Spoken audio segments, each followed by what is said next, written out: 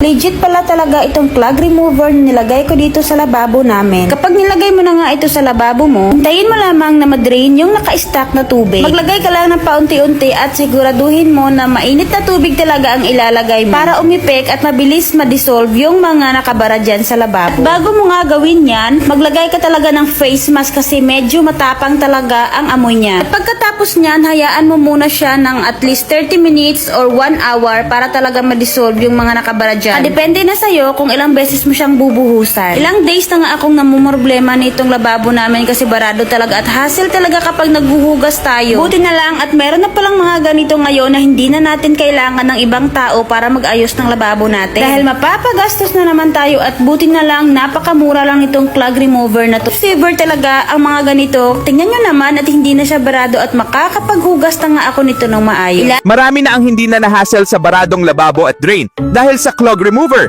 Kaya kung sawa ka na sa mabagal o umaapaw na tubig, shop now habang naka 70% off at may cash on delivery pa nationwide.